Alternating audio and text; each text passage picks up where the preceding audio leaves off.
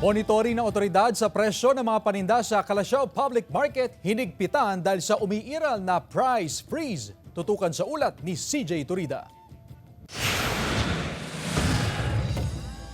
Umiiral ang price freeze sa mga pangunahing bilihin sa Calasiao, Pangasinan kasunod ng pagkakadeklara ng state of calamity sa bayan dahil sa naging epekto ng habagat at nagdaang bagyong Enteng. Katuwang ang DTI, mahigpit ang monitoring ng Market Division sa presyo ng mga bilihin, kabilang na mga ibinebenta sa pamilihang bayan.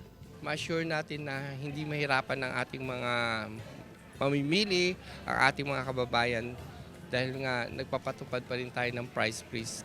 Tumatalima naman daw ang mga negosyante sa itinagdang presyo ng DTI. Kung ano po yung binigay nilang standard na presyo ng mga bilihin, yun din po sinusunod namin, sir.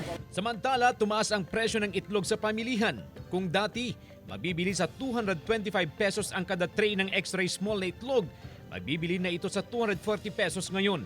Gayunman, bumaba naman daw ang presyo ng organic egg na mabibili sa 725 hanggang 8 pesos ang kada piraso.